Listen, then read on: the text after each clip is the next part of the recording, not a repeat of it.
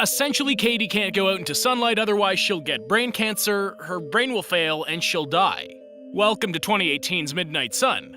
Spoiler alert, while I might be giving you my opinion on the film, that's no substitute for watching it for yourself. Links to the film are in the description.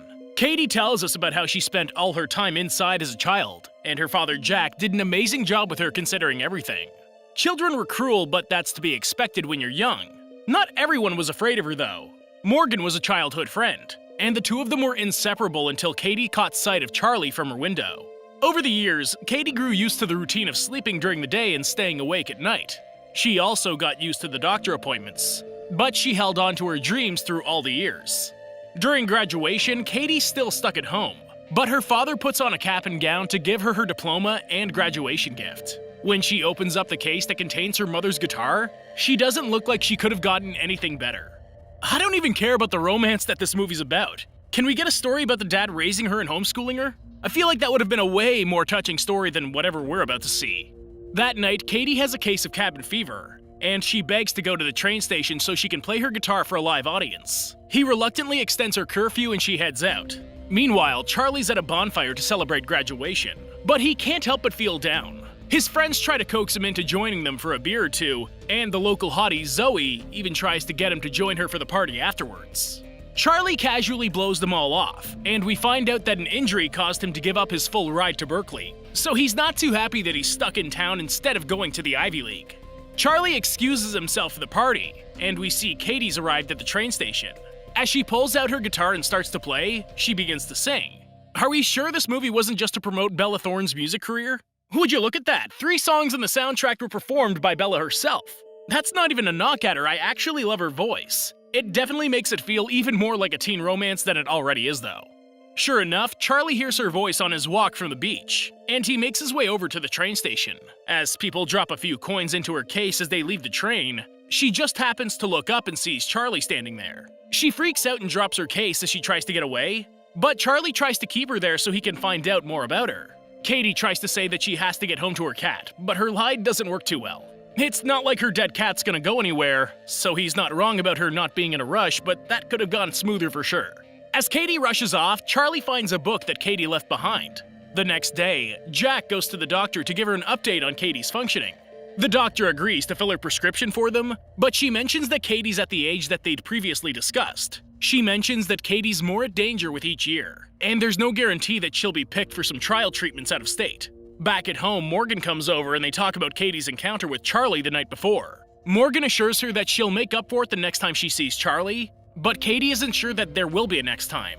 When Katie realizes that she left her song notebook at the train station, she tries to get Morgan to go there to get it for her, but she jokes around about how she has a bunch of cat funerals to go to. Best friend comedy. We all know what comes next. Morgan agrees to go to the train station, she finds Charlie along the way, and she gives Charlie some information about Katie. In the process, Charlie realizes that Morgan is his middle woman for getting in touch with Katie, and that'll be used later on. Sound familiar? It's how every teen romance movie about a sick girl goes. It should sound more than familiar, because it's almost exactly how A Walk to Remember goes. No judgment here, it's a tough act to follow. And now I know way more about the sun disease than I ever did before. Morgan comes up with a plan to get the two of them to meet, and she tells Katie that she left the notebook at the station. When Katie gets there, she finds Charlie waiting, and after a slightly better conversation, Charlie asks to walk her home. Along the way, Katie tells him a little more about herself, and they connect in a way that she had hoped for in the first meeting. When they get closer to her house, Katie points to her window, and he can't believe that he's never seen her before. Just before she leaves, Charlie asks if they can do something sometime, and Katie alludes to the fact that she's busy during the day, but free at night. After seeing that he already took the liberty of writing his number in her songbook, they say goodnight.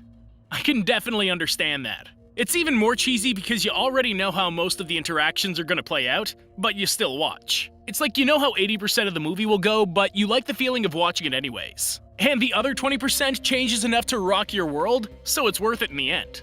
When Morgan asks what Charlie said about her disease, Katie tells her that it never came up, but she assures her that she'll tell him when the time's right. When Morgan brings up the idea of inviting Charlie to a party that's going on in town, they have to convince Jack that everything will be okay.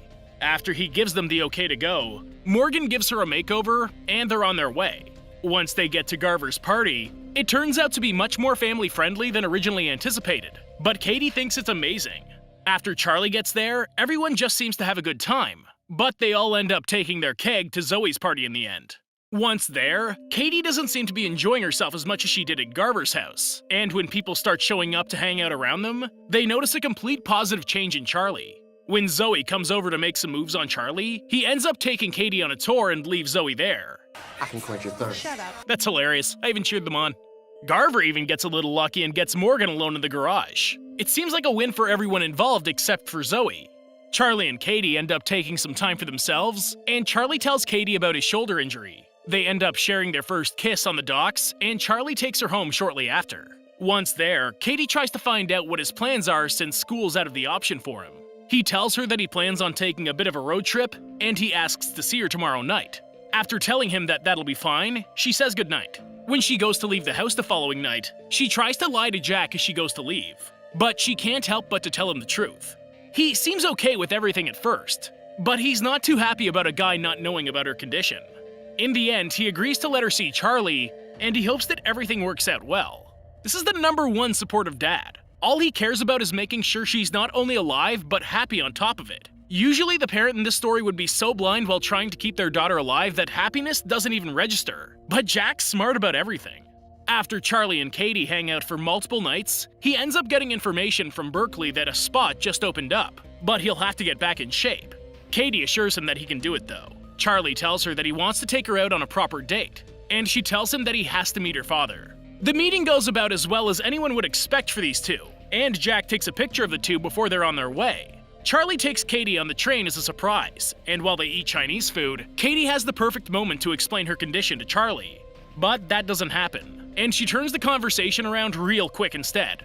When Katie sees their destination, she's amazed by the city life of Seattle. This girl was so oblivious to the fact that they brought her guitar with them that she was blown away when they went to a little live performance, and they followed up by letting her play by the docks. Like he really just wanted to carry her guitar around Seattle all night.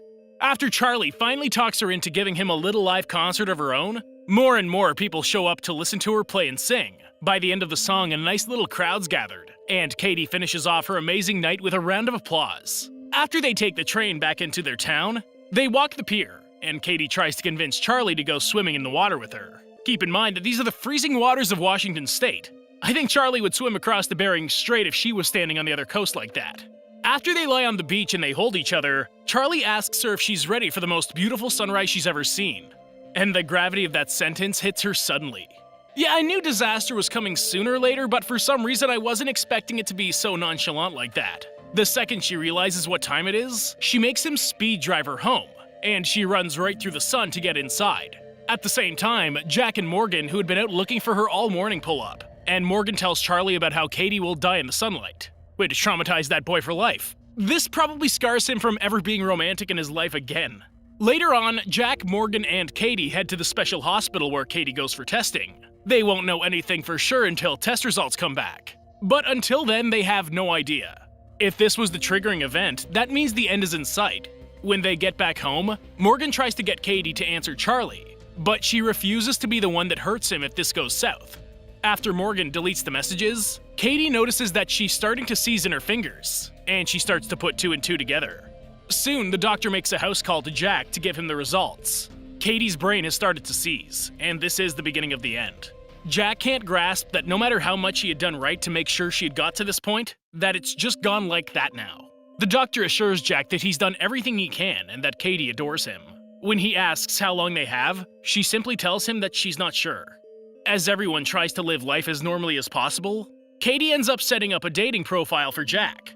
But Jack isn't too keen about it. I think when your dying daughter's telling you to live your own life and she's not even dead, that hits a whole different way. It's one of those times that we all know he deserves to be happy, but no one wants to give up on Katie. When they go to sit down for dinner in the baseball game, the doorbell rings, and Katie goes to get it. When she sees that Charlie's there with Chinese food, she closes the door in his face immediately. Jack explains that he called Charlie, and he wants her to enjoy what life she has left. When she goes to confront Charlie, he explains that this is something that she should have told him, and she agrees. She tries to push him away, but Charlie just doesn't give up. After she agrees to be with him for as long as possible, we see that she goes to Charlie's swim meet to support him, and he actually ends up winning.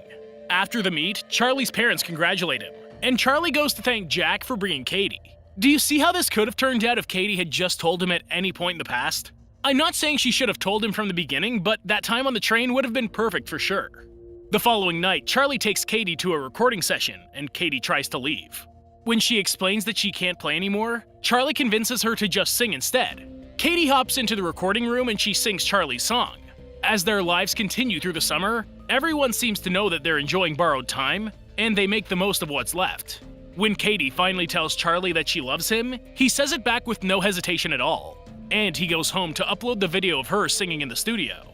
The next day, Charlie heads out to wash the boat that he's been washing for the summer, and Katie tries to convince Jack to let her go with him. She wants to go sailing since this will be her last chance. God, this is depressing. It's like a walking funeral. I feel like Katie's going to go sailing with Charlie and she's never going to make it back. I literally yelled at the TV when she took her cover off in the sunlight. Just because the end is coming doesn't mean you need to go make it go faster. Jack and Morgan stand on the dock waving like it's the last time. Are we really trusting Charlie, the high school grad with the responsibility of being at sea with his dying girlfriend? This is about to be the most traumatizing moment in his life, and they just let him sail off into the sunset, which is the reason she's dying in the first place. Seeing how the next scene Charlie's sulking on a riverbed, Morgan crying at work, and Jack looking over pictures of Katie, I'm going to assume that she didn't make it. And we've hopped from the walking funeral to scattering her ashes. This is a hard-hitting ending that I'm very happy with, and they did a very good job with it.